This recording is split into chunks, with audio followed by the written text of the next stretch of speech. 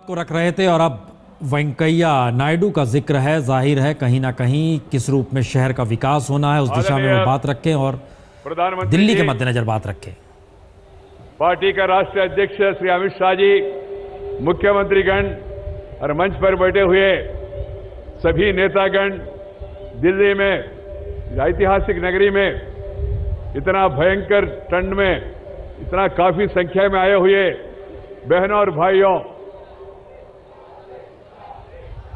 देश भर में यही नारा है, जहां भी जाओ, दक्षिण में जाओ, उत्तर में जाओ, पूर्व में जाओ, पश्चिम में जाओ, शहर में जाओ, गांव में जाओ, लोग एक ही वाक्य कह रहे हैं, मोदी मोदी मोदी मोदी मोदी मोदी मोदी। कारण क्या है? मोदी माने 3D है, डिसिसिव है, निर्णय करेंगे, डायनेमिक है, ताकत दिखाएंगे और डेवलपमेंट विकास देंगे। इसलिए मित्रों, आप लोगों ने भारी संख्या में लोकसभा चुनाव में भारतीय जनता पार्टी को जिताया, 7 सदस्यों को यहां से जिता के केंद्र में भेजा और उस कारण से श्री नरेंद्र भाई मोदी भारत का प्रधानमंत्री बन गया। इसमें आप लोगों का महत्वपूर्ण योगदान है। मगर वक्त आया, अभी दिल्ली में केंद्र में तो सरकार आए, लोकसभा में हम बहुत काम कर रहे हैं। आपका दिल्ली के संदर्भ में अनधिकृत कार्य को रेगुलराइज करने के काम के संदर्भ में, नहीं तो ई रिक्शा का संदर्भ में, नहीं तो नजर एस्टेट्स में लीज होल्ड को फ्री होल्ड करने के विषय में, नहीं तो चूल्हा टैक्स बंद करने के विषय में, नहीं तो दिल्ली स्पेशल एक्ट का 2014-31 को समय पूरा हो रहे थे, उसके बाद सीलिंग शुरू होने वाले थे, इसके बाद इंक्रोचमेंट्स रिमूव करने का काम होने वाले थे कोर्ट का आदेश के कारण से, उसको भी हमने 2017 तक एक्सटेंड करवाया और 2000 तक अनधिकृत कॉलोनीज को रेगुलराइज करने का काम भी हमने लोकसभा में किया। और साथ ही साथ मित्रों, दिल्ली शहर का जो मास्टर प्लान है, इसमें भी जो भी परिवर्तन आना चाहिए उसके लिए भी प्रयास किया और डीडीए के द्वारा मकान निर्माण करने का काम शुरू किया और आने वाले दिनों में 1 लाख मकान दिल्ली में अफोर्डेबल हाउसिंग के नाम पे आम जनता को मिलने का सौभाग्य और उसका भी व्यवस्था किया। साथ ही साथ दिल्ली में 600 से ज्यादा झुग्गी झोपड़ियां हैं।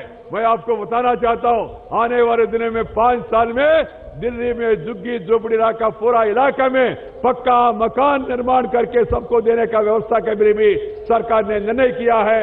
दिल्ली में ना मरीन बस्ती होगा, नहीं तो कोई माफिया राज नहीं चलेगा। मैं आपको पूर्व आश्वस्त करना चाहता हूं, दिल्ली में माफिया राज को समाप्त करेंगे और सभी मरीन बस्ती में रहने वाले लोगों को पक्का मकान निर्माण करके दिखाएंगे। ये हमारा वादा है जनता के साथ। मित्रों, मगर लोकसभा में अच्छा काम कर रहे, मगर राज्यसभा में गए तो कांग्रेस पार्टी और अन्य पार्टियां जो काम लोकसभा में अच्छा हुआ उसको वहां रोक रहे, ब्रेक अप्लाई कर रहे, आगे नहीं जाने दे रहे। इसका कारण क्या है? राज्यसभा में कांग्रेस के पास, कम्युनिस्टों के पास, समाजवादी बाकी लोगों के पास संख्या ज्यादा है, हमारा संख्या कम है। लोकसभा में अपने भारी बहुमत दिया, जनता ने मैंडेट दिया, अच्छा काम करके दिखा रहे नरेंद्र भाई जी का नेतृत्व में, मगर राज्यसभा में रुकावट आ रहे, राज्यसभा में ब्रेक अप्लाई कर रहे। इसलिए आप दिल्ली में आने वाले विधानसभा चुनाव में भारतीय जनता पार्टी को जिताइए। जैसा मध्य प्रदेश में, छत्तीसगढ़ में, राजस्थान में, महाराष्ट्र में, झारखंड में, हरियाणा में, जैसा जम्मू कश्मीर में वहां लोगों ने मैंडेट दिया, ऐसा मैंडेट दिल्ली में दिए तो आने वाले 1 साल में राज्यसभा में भी परिवर्तन आएगा और लोकसभा, राज्यसभा दोनों मिलकर लोकल सभा जनता के लिए हित में काम करेंगे और विकास तेजी से आगे बढ़ेंगे। पार्लियामेंट में क्या करना, इधर यू टॉक आउट और वॉकआउट, मगर कांग्रेस वाले टॉक आउट नहीं, वॉकआउट नहीं, ब्रेकआउट कर रहे हैं। इसके कारण से कांग्रेस पार्टी ऑल आउट होगा, इसमें कोई डाउट नहीं है। मगर इस बीच में देश का जनता के लिए अन्याय हो रहे, ये नहीं होना देना चाहिए मित्रों। और साथ ही साथ discuss, debate, decide and dispose, हमने कहा विपक्ष को, भाई हम आपका जो भी मांग है हम तैयार है, बहस करना बहस करो, चर्चा करना चर्चा करो, विरोध करना विरोध करो, मगर वो विरोध नहीं कर रहे, चर्चा नहीं कर रहे, चर्चा से भाग रहे, सदन को नहीं चलने दे रहे। इस स्थिति को बदलना है तो एक मौका है, आने वाले दिल्ली का चुनाव, उस मौका को सदुपयोग करिए।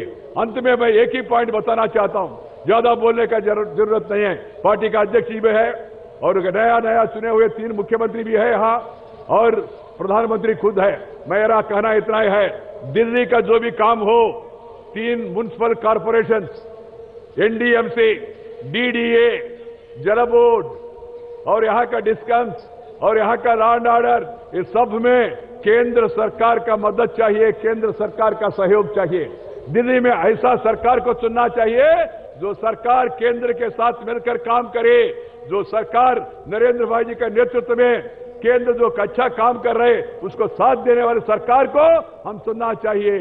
Delhi should elect such a government which is ready to cooperate with Narendra Modi, which is ready to strengthen the hands of Narendra Modi. We need such a government in Delhi. Please keep this in mind. Please keep this in mind because Delhi development is interconnected with central government. Delhi development is interconnected. मित्रों, इस बीच में दिल्ली सरकार नहीं था, अरविंद केजरीवाल बीच में छोड़ के चले गए। कांग्रेस से तो खत्म हो गया, केजरीवाल कांग्रेस के साथ हाथ मिला के 40-50 दिन सरकार चलाया, बाद में उन्होंने भी छोड़ के चले गए। इस कारण से बीच में जो हमको समय मिला, उस समय में केंद्र सरकार ने जो काम होना चाहिए दिल्ली के लिए, मेरे ख्याल से 15-20 साल का इतिहास में जितना काम का साथ 3-4 महीने में दिल्ली के जनता के लिए केंद्र सरकार ने किया, उतना काम किसी सरकार ने अभी तक कोई किया नहीं। मैं विस्तार में उसमें जाना नहीं चाहता हूं, समय भी नहीं है। हर एक क्षेत्र में आप लोग खुद अनुभव कर रहे हैं।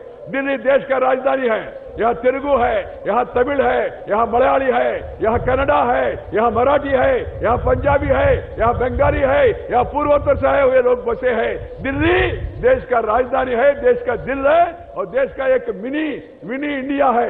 इसलिए दिल्ली में सब लोगों को विकास देना चाहिए। वो विकास के लिए बीजेपी और केंद्र सरकार वचनबद्ध है।